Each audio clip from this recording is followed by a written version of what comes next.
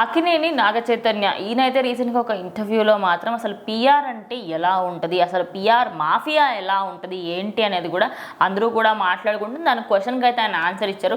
మరి ఒక హీరోని తక్కువ చేయడానికంటూ ఒక డిఫరెంట్ పిఆర్ ఉంటుందంట, వాళ్ళ హీరోని లేపడానికి ఒక పిఆర్ ఉంటుందంట. అంటే ఇంతమంది ఒక సినిమా ఫ్లాప్ అవ్వాలని కోరుకుంటారు నిజంగా.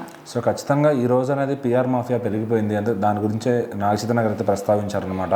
తాజాగా నాకు ఇంటర్వ్యూ ఇస్తూ కూడా వీటన్నిటిపైన క్లారిటీ ఇచ్చారు. ఎందుకంటే ఇప్పుడు సినిమా అనేది పిఆర్లో హ్యాండ్ ఓవర్లో ఉంటుంది. ఎందుకంటే ఒక సినిమాని చంపాలన్నా వాళ్ళే, లేపాలన్నా వాళ్ళే చేస్తున్నారు. సో ఖచ్చితంగా ఈ మాఫియా అనేది బాగా పెరిగిపోయింది. వాళ్ళకి కొంతమంది హీరోలు అయితే పిఆర్ మేనేజ్మెంట్ పర్సనల్గా పెట్టుకుని వాళ్ళకి లక్షల కోట్లు దారిపోస్తున్నారు. సో మీకు అంత యాక్టింగ్ రానప్పుడు కావాలంటే వెళ్ళి కోర్స్ తీసుకోండి రా బాబు, ఒక సినిమాని అయితే మీరు డబ్బులు ఖర్చు పెట్టి మరీ చంపమాకండి. ఎందుకంటే ఎంతో ఎఫర్ట్ పెట్టి సినిమా తీస్తారు, అది మళ్ళీ మీ సినిమాకి జరిగితే మీరు తట్టుకోలేరు ఖచ్చితంగా. మరి మీరు ఎందుకు అట్లా చేస్తున్నారు? సో మరి రీసెంట్గా మనం చూసాం గేమ్ చేంజర్ని కూడా అట్లానే పైరసీ చేశారు, మన తండేలను కూడా డే 1 పైరసీ చేశారు. సో ఇంత పిఆర్ మాఫియా నడుస్తున్నా కూడా ఎవరు మాట్లాడలేదు, నిర్మాతలు నోర్లు కట్టేసుకుని ఉంటున్నారు అనమాట. సో మరి ఒకనొక టైంలో సినిమా ఒక చిన్న లీక్ వచ్చింది, అంటే సినిమా నుంచి ఏదైనా లీక్ వచ్చింది బయటకు స్టోరీ వచ్చి చెప్పినా కూడా కోర్టులలో కేసుల వరకు వెళ్ళింది. అప్పట్లో పవన్ కళ్యాణ్ సినిమాకి ఒకటి అయింది, అట్లా చాలా మంది.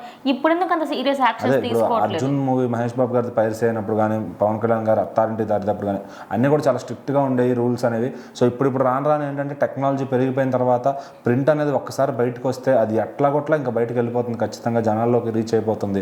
సో మరి దాన్ని మట్టుకు ఆపలేకపోతున్నారు అనమాట. మరి అది ఎడిటింగ్ టేబుల్ నుంచే లీక్ అవుతున్నా కూడా ఎవరు మాట్లాడిన పరిస్థితి. అసలు మరి దానిపైన ఎందుకు ఇట్లా జరుగుతుందో కూడా ఎవరు కూడా ప్రశ్నించట్లేదు అనమాట.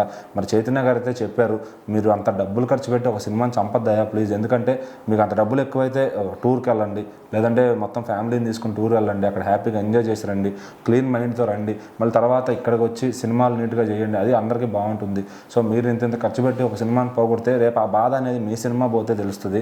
సో ఖచ్చితంగా అలా చెయ్యొద్దు. అండ్ ఈ పిఆర్ మాఫియాలు అందరికీ కూడా గట్టిగా ఇచ్చేసారన్నమాట. అలాగే ప్రెస్లో కూడా ఇప్పుడు ఈ మధ్యన కావాలని వాంటెడ్గా పిచ్చి పిచ్చి క్వశ్చన్స్ వేస్తున్నారు. సో వాళ్ళు కూడా కొంచెం పద్ధతి మార్చుకుంటే బాగుంటుంది. ఎందుకంటే సినిమా అన్నాక 100 ఉంటాయి, దాంట్లో కెమిస్ట్రీ అనేది ఉండాల్సి వస్తుంది. డైరెక్టర్ అడిగినట్టు చేస్తారు, దానివల్ల మీరు ఆఫ్లైన్లో లింక్ పెట్టి మాట్లాడాల్సిన అవసరం లేదు. సో అందరికీ కూడా A to Z క్లాస్ అయితే పీకర్ అనమాట. సో మరి అయినా కూడా వీళ్ళు మారతారో, మళ్ళీ రేపు నాగచైతన్య గారి సినిమా వస్తే తొక్కడానికి చూస్తారో, మరి ఏం జరుగుతుందనేది చూద్దాం.